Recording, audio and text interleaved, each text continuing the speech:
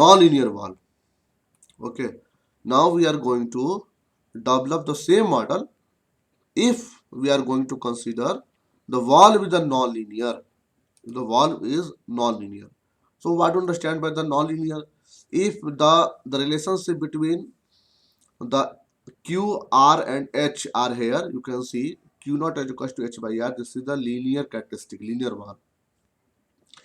If this valve is a non-linear, it means if the valve is non-linear, then it means you have to take the equation like this one. If the flow out of the tank flow a square root relationship, it is just a the relationship. It may be varying like a cubic or it may be for any polynomial.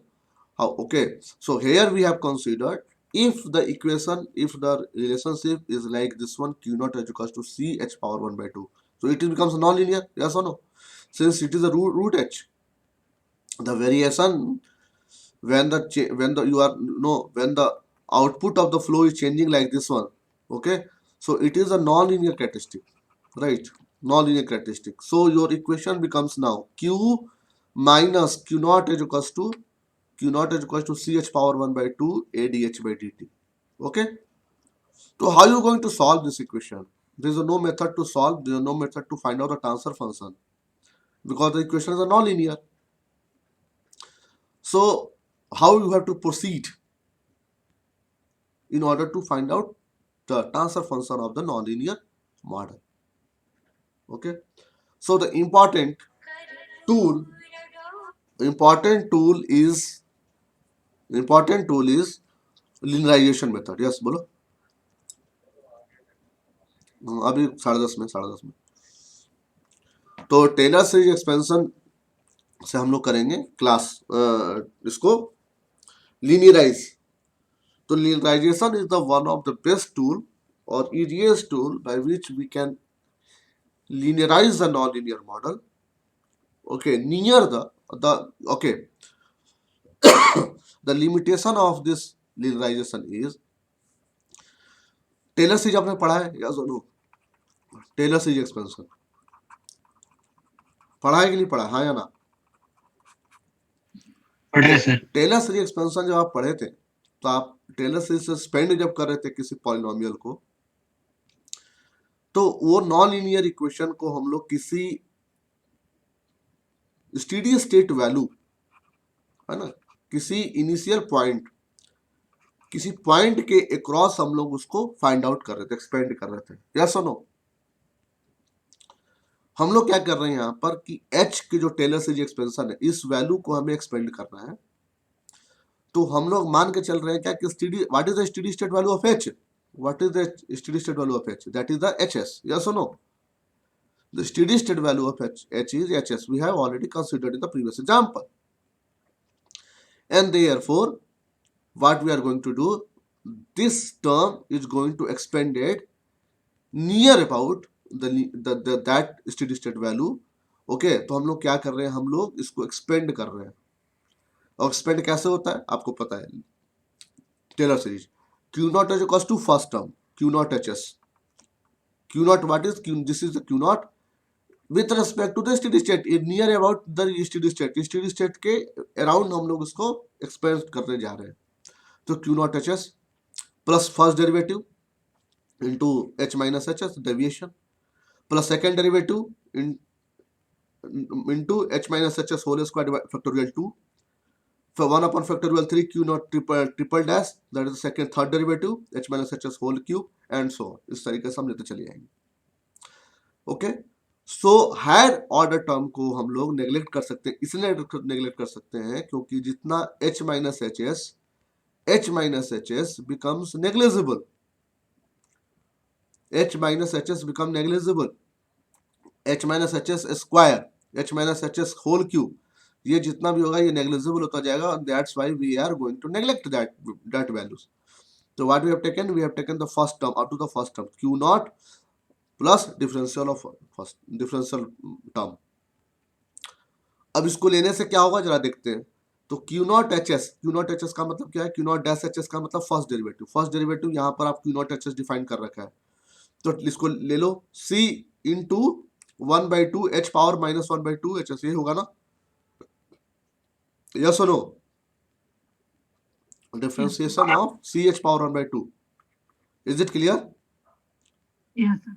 So now put this value here, c to the power hs minus 1 है ना, और इस पूरे equation को q not को आप कहाँ पर पुट कर दें, इस इक्वेशन में q minus this term, q minus this term equal to adh by dt put कर दो, ये वैल्यू आ जाएगा,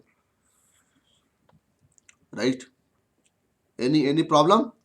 q minus q naught s यहाँ पर आ गया, q नॉट ये वाला जब टर्म सॉल्व करोगे तो ये आ गया, जब इस वैल्यू पुट किया तो ये आया, और इसको आप सॉल्व कर दीजिए, right? So this will be the term we can find out. Okay, after solving, after applying the Laplace transform and the the steady state equation जो आपने वेरिएबल लिया था कुछ देर पहले, ऐसा q equals to q minus q s, h equals to h minus h s, आप यहाँ पे डिफाइन कर दें, ठीक है, variable, and you can find out the transfer function h s equals to q s, and it will come, which will become r1 upon tau s plus 1. Again the first order system, same system, बस यहाँ पे change किया r1 की value. What is r1? r1 is the this term, because it's a non-linear. The non-linear will come like this. Tau becomes same, ar. Here r is the r1, तो r1 के term में define होगा. Any problem? Any question? Any question? Yes or no? Hello sir. हाँ sir ये starting में जो Q naught is equal to c h power 1 by 2, हाँ, ये कहाँ से लेंगे, मतलब ये ये कहाँ कैसे से पता लेंगे? चलेगा? यस, देखो ये जो टर्म है, ये टर्म डिफाइंड होगा बेटा, क्योंकि ये जो टर्म है ये आपका एक वाल्व है, ठीक है. ये वाल्व अगर लीनियर है तो अब तो कोई प्रॉब्लम नहीं है, तब सिंपली हम लोग q not equal to h by r लेंगे. Q not equal to h by r, linear term. It is an all well defined function for the linear valve. When this is the non-linear valve, अगर ये non-linear valve installed है यार, ये valve बहुत सारे types के होते हैं, नॉन लीनियर टाइप होता है, ठीक है. अब नॉन लीनियर में भी किस तरह की कैरेक्टरिस्टिक ये रखता है valve, we will see when we define the final control element in the detail. But here suppose that this characteristic of this valve is like this one, q not is equals to ch power 1 by 2. ये इस rule को follow करता है, जो flow rate है इसका कुछ इस तरीके से चेंज करेगा विथ रिस्पेक्ट टू ये मैथमेटिकल इक्वेशन फॉलो करेगा, तो हम इसको कहेंगे कि ये नॉन लीनियर वॉल्व है. और ये नॉन लीनियर को हम लोग कुछ ऐसे डिफाइंड किए यहाँ पर आपको बताने के लिए कि how the linear, the model is non linear, then how we are going to find out the linear transfer function. Transfer function कैसे फाइंड आउट होगा? Is it clear? Okay sir, मतलब पहले से ही मान लेते हैं कि मतलब ये इस डिफाइंड है, इक्वेशन से. आपको ये दिया रहेगा ये प्रॉब्लम में दिया रहेगा कि ये नॉन लीनियर वॉल्व है, इसके कैरेक्टरिस्टिक ये है. Okay, sorry. Any other problem? Any other question? Any other question? अगर आपका इक्वेशन नॉन लीनियर है तो सबसे आसान सा टूल मैंने बताया लिनियराइजेशन. लिनियराइजेशन कहाँ पे करते हैं? With the help of the Taylor series करते हैं. टेलर सीरीज कैसे करते हैं तो मैंने बताया, सिंपल टर्म, फिर डिफरेंशियल, फिर 1/2 factorial, second differential of h minus जो डेविएशन है, plus third 1/3 factorial, triple derivative plus h minus derivative का होल क्यूब, इस जो डेविएशन है उसका होल क्यूब, एंड सो इस तरह से चलता जाएगा, ठीक है. अब ये लेते हैं हम लोग स्टेडी स्टेट वैल्यू के पास में, around the steady state equation. क्यों लेते हैं? मैंने बताया आपको कि ये वैल्यू जो है, क्योंकि इसी के पास में ये डिफाइंड है, अल्टीमेटली ये वैल्यू एच एस पे जा रहा है. जो हाइट है, the height is ultimately settled at HS. Okay, first thing. Second thing, if the settling value is changing, if your settling value is simultaneously changed, then whatever your equation you have to derive, the equation is again and again changed, and your transfer function, whatever you find, is not good, because it is defined only for that steady state value where you have defined, where you have taken that expansion. If your steady state value changing, it means your expansion is also changing, and that transfer function will change also. Yes or no? Yes sir. Okay, so this is the limitation also. Linearization का ये limitation भी है, याद रखें. ठीक है, बहरहाल हमारे पास केवल एक ही टूल है फिलहाल, जो लिनियराइजेशन, जिससे हम लोग आसानी से ट्रांसफर फंक्शन फाइंड आउट कर सकते हैं for the non linear model. Any question? Any question? Now come to the next, that is the last point.